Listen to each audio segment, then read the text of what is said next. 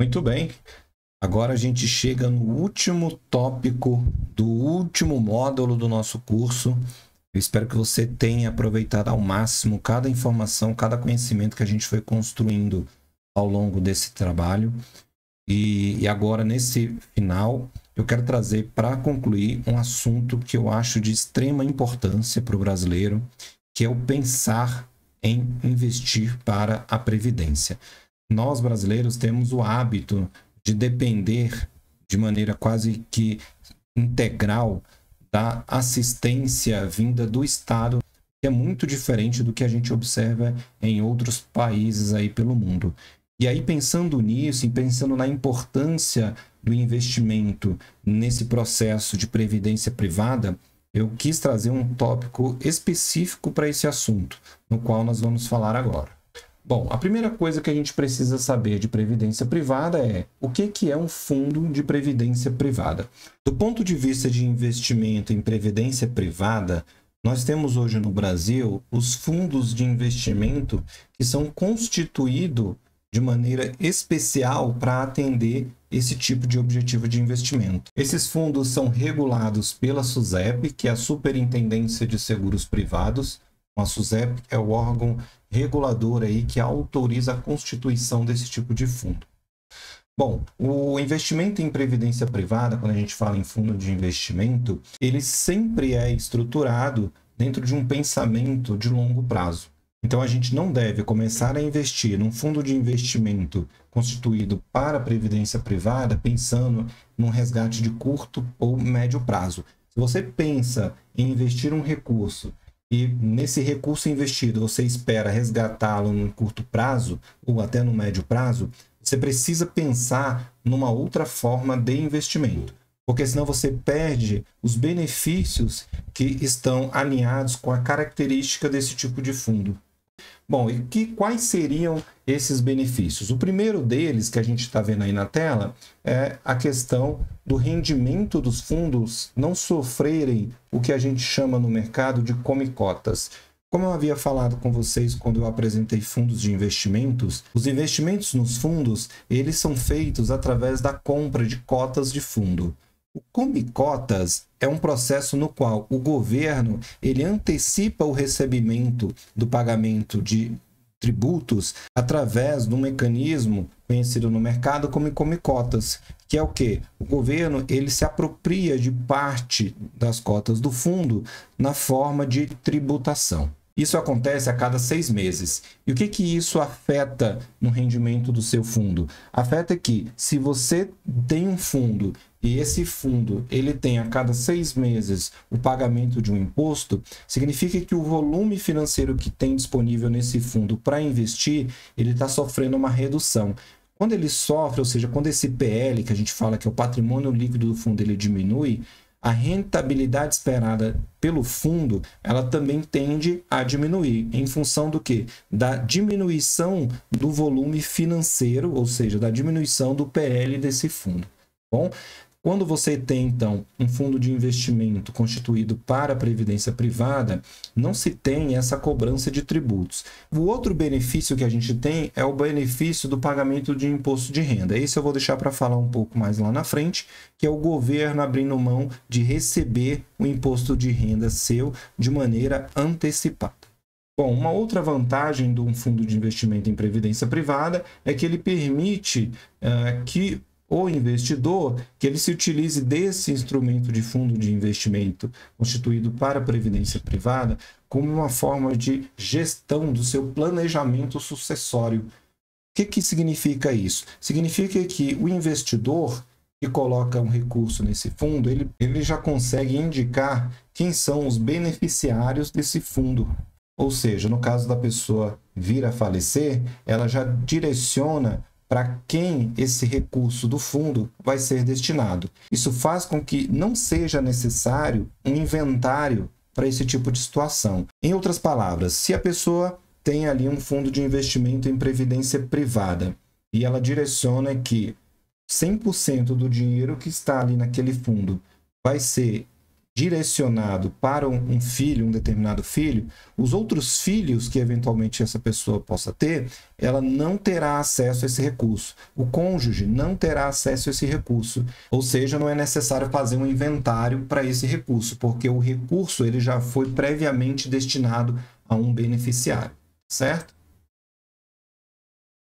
Bom, e os fundamentos, né? Quais são os fundamentos que estão por trás dos fundos de investimento constituídos para a previdência privada? O primeiro, a rentabilidade do fundo depende da estratégia adotada pelo gestor.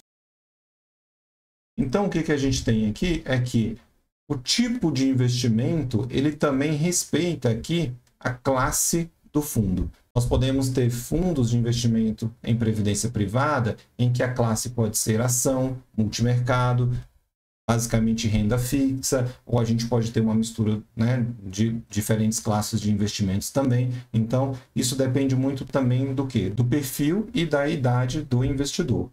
Por quê? Porque um investidor também que ele já tem ali perto de 50 anos de idade e ele quer colocar dinheiro num fundo de investimento em previdência privada, ele não faria sentido nenhum para ele colocar dentro de um fundo em que a classe de investimento esteja mais direcionada para ações. Então, ou seja, se um fundo decide colocar quase 70% dos seus recursos investidos em ações, para esse investidor isso não faria sentido. Por quê? Porque ele não tem o longo prazo que se espera para esse tipo de investimento.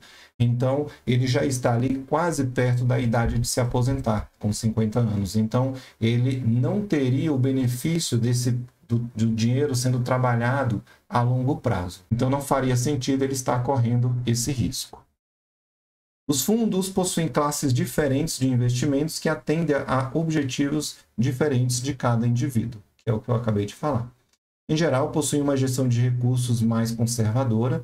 Quando a gente pensa em fundos de investimentos constituídos para a previdência privada, esses fundos, normalmente, ele tem uma característica muito mais conservadora. E conservadora por quê? Porque a essência desse recurso é justamente garantir o futuro financeiro do investidor, daquela pessoa que está investindo nesse tipo de instrumento. Então, se você tem um recurso cujo destino final dele seja a sua aposentadoria, não faz sentido você ter um comportamento que não seja conservador. Os fundos estão sujeitos aos riscos dos ativos financeiros investidos.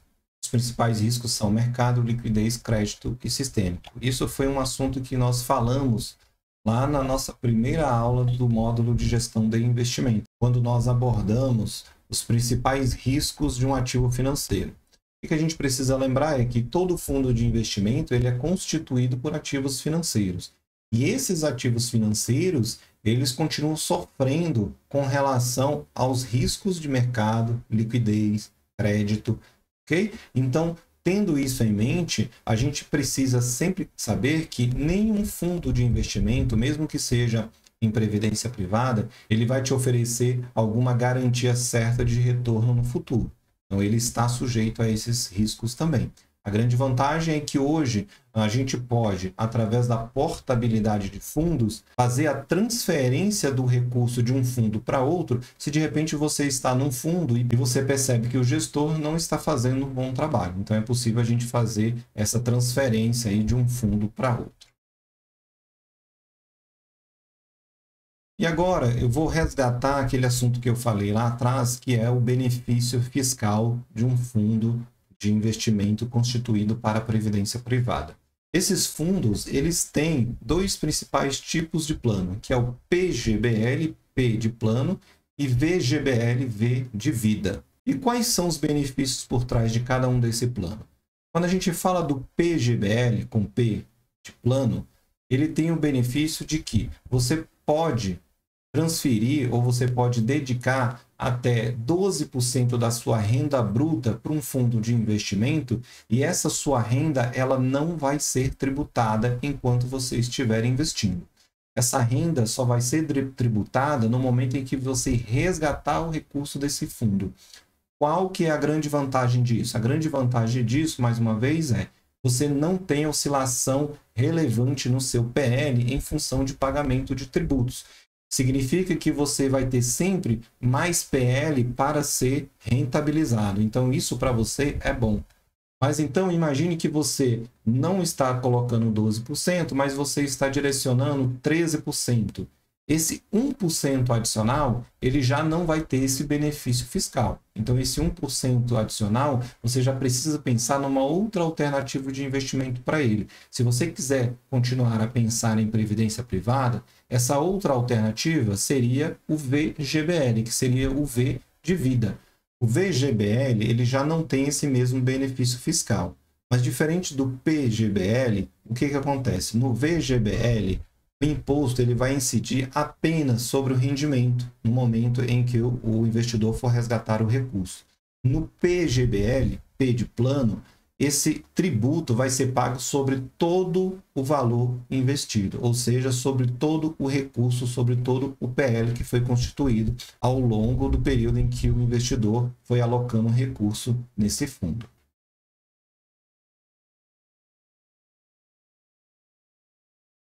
E aí, quando a gente fala de tributação, que é a tributação que eu acabei de falar, nós temos aí também duas formas de tributar um fundo de investimento constituído para a previdência privada. Nós temos, basicamente, a tabela progressiva e a tabela regressiva. Essa tabela que eu estou mostrando para vocês é a progressiva. É a mesma tabela de pagamento de imposto de renda dos nossos salários. Então, quando você procura a tabela de imposto de renda de pagamento de salário, você vai verificar que é a mesma tabela também destinada aí ao pagamento de tributos dentro de um fundo de investimento de previdência privada. Então, hoje essa tabela é essa que vocês estão vendo aí na tela. Nós temos o quê?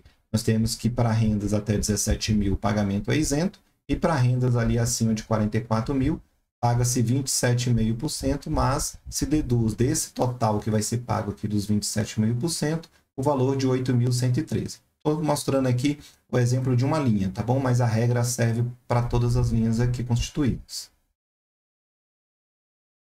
Uma outra forma de tributação também é através da tabela regressiva. Pela tabela regressiva, na hora de tributar, e aí eu só voltar aqui e fazer um parêntese, essa decisão de como você será tributado depende da sua escolha na hora de fazer o aporte no fundo. Então, a partir do momento que você começa a investir num fundo de investimento em previdência privada, você faz essa escolha da forma de tributação.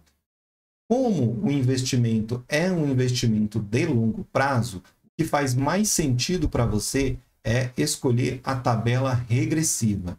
E aí você tem esse benefício que você está vendo aí na tela. Para investimentos de até 2 anos, olha quanto que você pagaria de imposto de renda, 35%, ou seja, uma carga extremamente pesada. E por que essa carga é extremamente pesada? Justamente por conta do tipo de investimento que a gente está considerando aqui. Lembra que eu falei que esse é um investimento em previdência privada. Então, toda vez que você quer fazer um investimento em previdência privada, mas pensa em sacar, ou seja, pensa em resgatar esse dinheiro no curto prazo, como eu havia falado lá atrás, você tem que pensar também numa outra alternativa de investimento, porque esse não é o investimento ideal para esse tipo de objetivo de curto prazo. O governo ele já fala isso para você de uma maneira bem direta quando ele coloca a taxa de pagamento de imposto de renda em 35%. Então, se você deixa o dinheiro até 2 anos, você vai ser muito penalizado. Certo? Mas olha o que acontece quando você já pensa no longo prazo. Se você deixar o recurso por mais de 10 anos, você paga apenas, entre aspas, 10% ali de imposto de renda. Então você percebe o tamanho do benefício que você consegue usufruir quando você faz o uso correto desse tipo de instrumento. E agora eu quero trazer uma coisa que eu acho super bacana quando eu falo de previdência privada, que é mostrar o quanto que a pessoa poderia ter de renda ao final de um período, ou seja, quando ela decidir se aposentar, em função do dinheiro que ela aloca ao longo do tempo. O que nós temos aí? Eu coloquei uma simulação de uma pessoa investindo R$500 por mês, considerando um retorno de 9% ao ano, e diferentes idades para se começar. Então, o que a gente tem aqui? O objetivo é eu me aposentar, nesse caso eu, o exemplo, se aposentar com 65 anos. Olha o que acontece se eu começo a fazer aportes de R$500 mensais aos 25 anos. Quando eu chegar em 65 anos, o volume financeiro total que eu terei acumulado será de 2.109.000, considerando essa simulação. Agora, imagine se eu decidir fazer o mesmo valor de aporte, R$500, mas a minha idade agora é de 30 anos. A expectativa é de 1.300.000. E aí eu faço essa simulação até os 50 anos de idade. Então, se eu hoje estou com 40 e decido começar a investir em previdência privada agora, nessas circunstâncias de exemplo, eu teria 528.000 ao final dos 65 anos. Se eu tiver 50 anos, ou seja, 15 anos apenas para me aposentar, o valor total investido será de 183.000. Então, o que eu quero que você perceba com isso? Mais uma vez, a ação dos juros compostos ao longo do tempo. Então, quanto antes você começa a investir, maior vai ser o valor acumulado em função do quê? Do mesmo esforço que você esteja colocando ali neste caso. Nesse exemplo, eu estou colocando aqui um esforço de R$500. Bom? Mas imagine a situação contrária. Eu quero ter os 2.109.000, mas eu já tenho 40 anos de idade. Nós vimos que colocando R$500 com 40 anos de idade, eu vou acumular no máximo 528.000. Para que eu tenha esses 2.109.000, o que eu preciso? Eu preciso aumentar o volume de aporte que eu faço mensalmente. E qual seria, então, o volume desse aporte? O volume seria esse daqui, ó, quase R$2.000 por mês. Então, se eu tenho 40 anos de idade e quero ter 2 milhões ao me aposentar, ou seja, daqui a 25 anos, eu teria que estar fazendo um aporte de pelo menos R$2.000 hoje para eu conseguir atingir esse objetivo. Mais uma vez, o exemplo mostra o quê? A importância de começar a investir cedo, onde o esforço ele sempre vai ser muito menor. Então, meus amigos, nós terminamos por aqui o curso.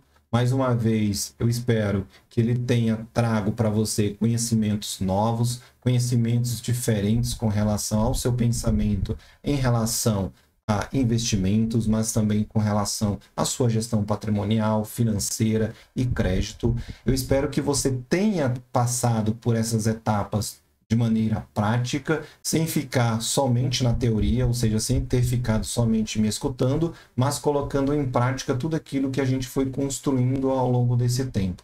Isso é importante porque só com a prática é que você vai conseguir ter condições de fazer com que tudo isso que a gente conversou aqui se torne real para você no seu plano de vida, no seu plano financeiro. Então, mais uma vez, muito feliz de tê-los aqui comigo. Um grande abraço e a gente se vê aí, eventualmente, num próximo curso.